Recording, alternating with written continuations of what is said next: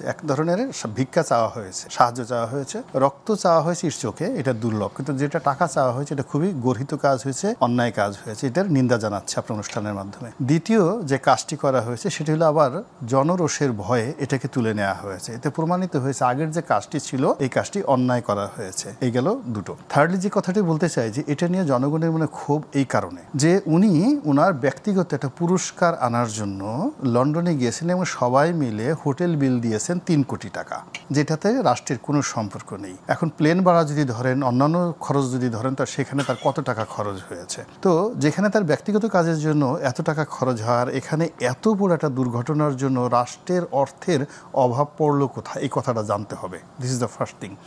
Second thing হলো যে এই যে আমাদের ত্রাণ তহবিলে প্রায় 30 কোটি টাকা জমা দিয়েছে ছাত্ররা। গত বছর যখন বন্যা হলো, বন্যা হওয়ার পর তারা তো টাকা তুললো, এই টাকা নিয়ে অনেক কথাবার্তা হলো, পরে তারা অডিট করে জমা দিয়েছে এবং তারা নাকি বলছে প্রায় 30 কোটি টাকা সেখানে জমা দিয়েছে। ফলে ত্রাণ তহবিলে তো আমাদের জানা মতে হাজার হাজার কোটি টাকা সেখানে আছে। তার মধ্যে আবার শুধুমাত্র ওই জনগণের টাকা কিছুদিন আগে যেখানে তারা এই 30 কোটি টাকা দিয়েছে। তো এই 30 কোটি টাকাও তো সে রাতারাতি বলতে পারতো যে আমি আজকে দিয়ে দিলাম সেখানে। সেটা না করে সে যখনই জনগণের কাছে ভিক্ষা চাচ্ছে, মানে মানে আমরা কি রাষ্ট্র হিসেবে এতটা ভিক্ষুক অবস্থায় চলে গেলাম যেখানে জিডিপি 7+ ছিল। কিন্তু সেটা যখন তুলে নেয় তার মানে তারা এটাকে আসলে ভুল হিসাবে করছে। সেটা কি তাদেরকে নমনীয়ভাবে দেখার সুযোগ কি রয়ে গেল না আমাদের? একটা না, কোনো নমনীয়ভাবে দেখার সুযোগ নাই, কারণ রাষ্ট্রের এই জায়গাতে বসে আসলে অপরাধ বা ভুল এগুলোকে কেউ ক্ষমা করে না। নিশ্চয়ই, এবং আমরা আপনাকে দিতে হয়, নিশ্চয়ই পেনাল্টি দিতে হয়। এবং এই গোপালগঞ্জে যখন তারা গোলাগুলি করেছে সেনাবাহিনী, তখন এই পুলিশের সঙ্গে আর বেনজির বাহিনীর সঙ্গে, আজিজ বাহিনীর সঙ্গে বর্তমান ওয়াকার বাহিনীর কোনো ডিফারেন্স পাবলিক খুঁজে পাচ্ছে না। ফলে কি হচ্ছে, এই ক্ষোভগুলো গোপালগঞ্জের ব্যাপারে কেউ কথা বলতে পারেনি, মানুষ কথা বলতে পারেনি। এখন যেহেতু সুযোগ পেয়েছে, এখন তারা কথা বলা শুরু করেছে সেক্রেটারিয়েটের সব জায়গাতে। ফলে এই যে যা কিছু শুরু হলো, এটা আসলে মনে হচ্ছে না যে খুব দ্রুত শেষ হবে। এর কারণ হলো সেনাবাহিনীতে এমন কোনো মুখ নেই, বিমান বাহিনীতে এমন কোনো মুখ নেই, সরকারে এমন কোনো মুখ নেই, এমনকি আমাদের পলিটিক্যাল, আপনি দেখেন যত রাজনৈতিক দলগুলো আছে, বিএনপি বলেন, আওয়ামী লীগ বলেন, এদের সবারই অনেকগুলো মানে বাজে নাম হয়ে গেছে গত কয়েক মাসে।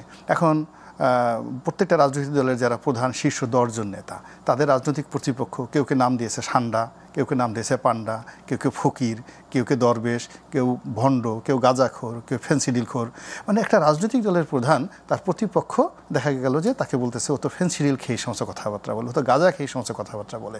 ফলে কি হচ্ছে, ওই যে রাজনৈতিক দলগুলো তারা যে যাবে এখানে, সেই মুখ তাদের নেই। ফলে কি হচ্ছে, আপনি দেখেন ঢাকা বার্ন ইউনিটের যে সমস্ত পলিটিক্যাল লিডাররা গেছে বা ওখানে গেছে, পরস্পরের মধ্যে কিন্তু ধাওয়া পাল্টা হয়েছে, সেখানে ধাওয়া পাল্টা হয়েছে। এবং সেটা সাধারণ মানুষ সহজভাবে নেয় নাই, শুধুমাত্র বাহিনীগুলোর ক্ষেত্রে না, রাজনৈতিক দলের ক্ষেত্রে আমরা একই প্রতিক্রিয়া দেখছি। তাহলে এই যে শিশুদের যেসব দাবি, এখন তাদের যে ক্ষোভ, সেটা নিরসনে রাজনৈতিক দলগুলো কি করবে?